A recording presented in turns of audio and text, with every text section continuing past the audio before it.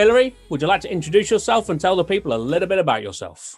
Thanks, Kieran. Hi, I'm Hilary Cooke. I'm director of Merlin Consultancy, and our speciality really is developing people and performance in hospitality companies and hospitality businesses. So I've had a lifelong career in hospitality and love it. And I'm really happy to be able to help people to find jobs in hospitality because it's such a great career.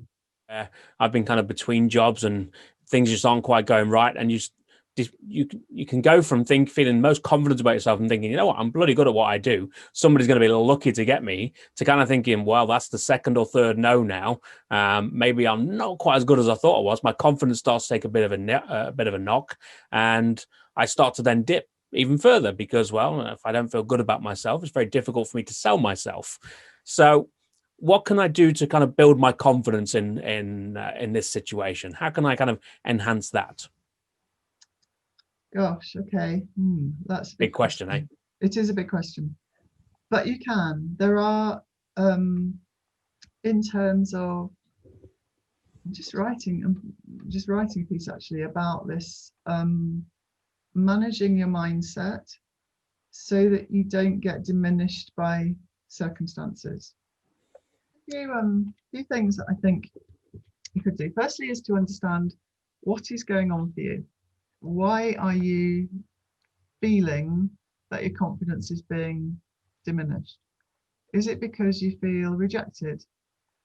Is it because you feel that other people are better than you? So it's a competence thing. Mm-hmm. Is it that you feel that people didn't like you? So it might be a likability thing.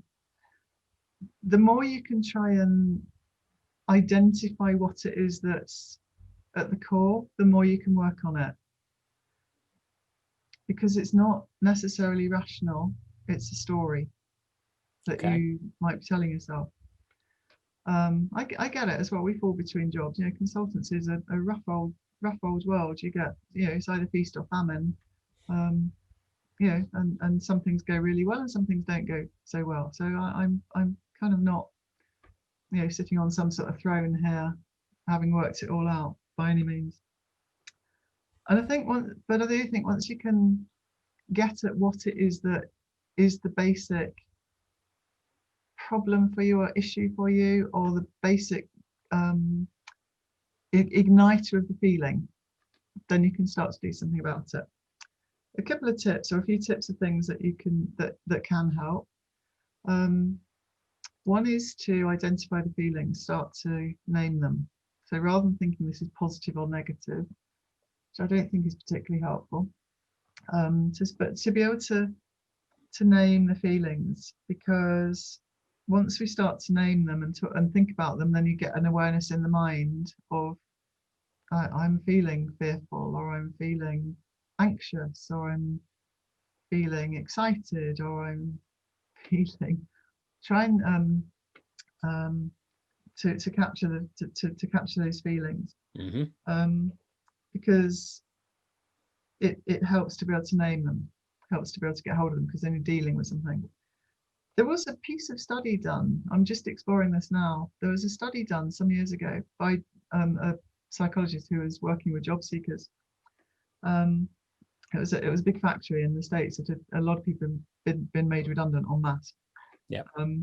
And he got a control group to write down their feelings for 20 minutes every day, just for 3 days.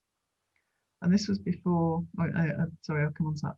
He got them to write down their feelings, what they're experiencing, for 20 minutes, just anything, for 3 days.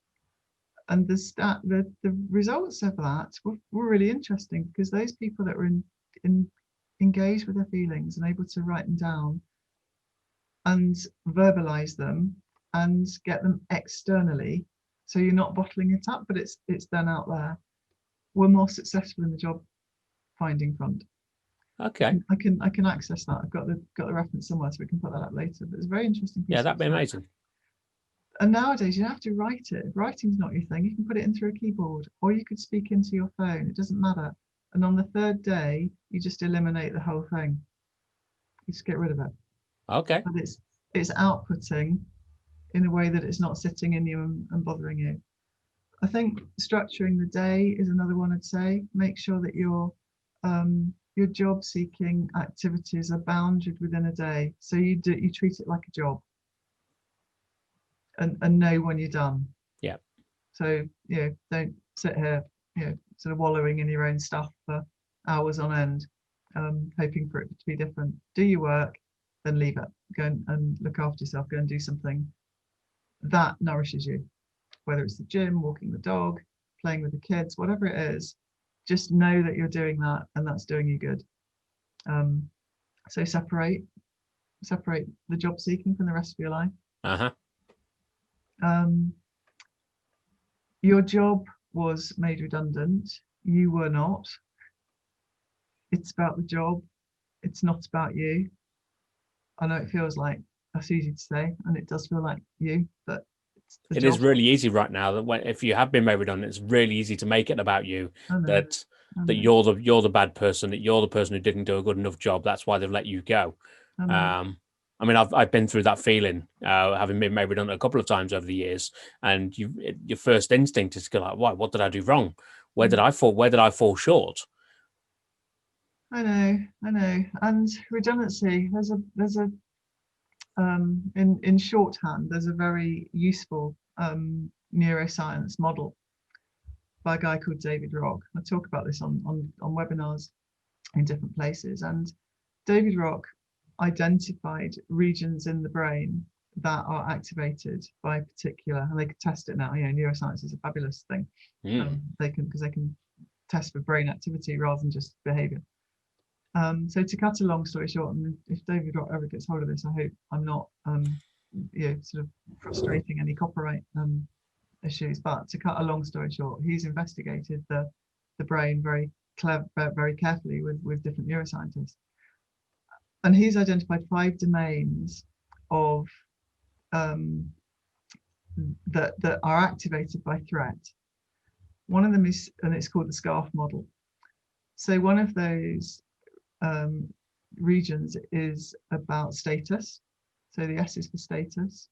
I think about my job being made redundant. I lose my status. What do I call myself? I haven't got a status anymore. Don't wear a uniform. Don't have my car. Don't do yada yada yada. So status is a big thing. I'm not employed anymore. I'm unemployed. Is a status.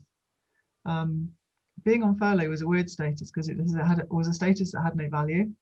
Society had never come across furlough before, so we didn't attach any value to it. But we attach huge value and judgment to being unemployed. Yeah, absolutely. You're not wrong. I think most of us wouldn't have. I mean, if I'm honest, the only reason I knew the word furlough was from my enjoyment of the show The West Wing. They were often furloughing the government employees, so it kind of made sense at this point. But I spoke to a lot of people who are like, I don't even know what that is. And you're right, there is no kind of discernible value attached to that because you're in that weird little limbo world. Yeah, but being unemployed, that has huge status issues around it. Yeah, and absolutely. And the money, because money is status, income is status, our salary is status, all of those things. So status. The next one is certainty in the SCARF model. So you think about how our brains are being crunched by certainty. Like, you can't plan anything. I'm trying to plan 2 weddings for 2 of my kids. We can't plan anything. Can't even plan beyond next week, because if the government have their way, then we might be in a very different situation even tomorrow than we are today. Yeah, absolutely. Certainty is terrible. What are we going to do for Christmas? Even the turkey growers can't decide what size to get the turkeys, because if we're all limited to 6 people in one household, a big turkey is not going to do it. So certainty is all around us. Autonomy is the A in SCARF model. Autonomy, doing things my own way, but not when I can't go and buy a bottle of milk without wearing a face mask, or I can't sit on a table with more than 6 people. I think the autonomy thing is I think there's a connection. I don't know, I haven't researched it, but I think there's a connection between this autonomy frustration in our heads and why some customers are behaving so weirdly and not being very nice. Yep. Frontline's taking a lot of pressure from customers, which are basically being not very nice about being told what to do, because they're sick of being told what to do. It has nothing to do with us as people, but there's some weird stuff out there. And I guess there's that thing that they They don't feel like they can kind of push back on the government, who are the ones who are imposing the rules. So the Let's person who is right in front of them, it's kick the much waiter or more the easy. waitress. Yeah, really cool, isn't it? Let's kick the waiter or the waitress and make ourselves feel good. That's the answer every time. Oh, of course it is. No, there's some weird stuff out there. So autonomy is relatedness is the R in SCARF model. So think about how relatedness, we can't even see each other, we can't hug each other, we can't shake hands. My team's changed. I'm working with different people every time I turn up for a shift. It's different people. Relatedness is trust has gone because I used to trust my boss, but now I'm not so sure because I might be on the redundancy list. So relatedness, and last of all, the F is fairness. And there is nothing about COVID that's fair. The whole thing is just so completely unfair. You couldn't make it up if you tried. So Well, I mean, from I a staff guess point of view, the only fairness attached to it is that every one of us is impacted by it. So very few people are walking away from this feeling not feeling some impact and some influence on their life. yeah, That's the only parity. we are all impacted, but it's not in the same way. We're all impacted, but we're not all in the same boat. For Because sure. I know people that have got a far bigger, shinier boat than mine, and I also know that some people are paddling a canoe which is about to sink. Yeah, absolutely. Entirely fair. Entirely fair. So that SCARF model, I think, is really useful for helping me to understand exactly what it is which is jangling in my head right now. Is it my lack of status? If it is, then there are words around that like disappointment. There might even be shame, embarrassment, all of those sorts of things that come out of just losing my status, employed status. And that's why I'm saying it might be helpful to be able to identify some of those stuff and just write it down so that you can output it without it sitting around inside your head and going around the place. Different framing, reframing stuff, looking for the positives, looking for the stuff that you do enjoy doing, genuinely looking from a reframing point of view. So let's think about a specific example there. Look at it from your perspective. How can you reframe the last 6 months? So it would be really easy to look and think, we're all losing business left, right, and center. How are you going to reframe that into something? I can now, but I couldn't at the beginning. I was devastated. My business was absolutely devastated. My diary was one. My diary pages, because I keep a physical diary, are stiff with Tipex mouse. I have used more Tipex mouse in my diary than they can manufacture. Spent a whole day in the bath one day just crying because I was so upset that it was all disintegrating. This has been really hard. Yeah. So I couldn't have done that a while ago, but my reframing now is I haven't done the work I wanted to do, but I have done other stuff. I've written a book. I'm doing this kind of thing. I've met people that I wouldn't have met in my normal life. I've had more time at home. I cooked different things. I've become better from a sort of food point of view, enjoy my food more. I'm fitter. There's a whole lot of positives there. Yeah. 6 months ago, no, 4 or 5 months ago, I could, someone who couldn't see the point of getting out of bed, to be honest. But you have to. You owe it to yourself to do this. Nobody's caused the situation. It will get better.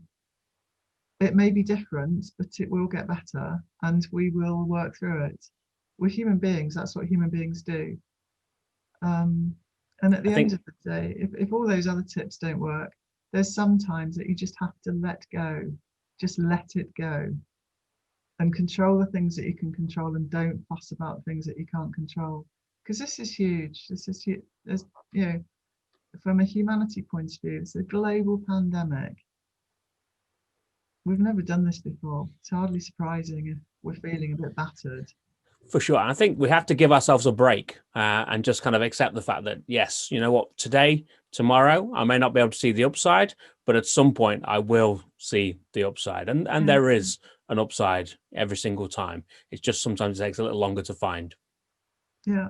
And while we can still, speak and walk and fight and hope, and then do it. And that's the key. We can watch great content. We can listen to inspiring people who are going to share their knowledge, and we can embrace that and put it to work for ourselves. Thank you very much for your time, Hilary. It's an absolute pleasure. Thank you. It's been my pleasure. Thanks very much for having me. A joy.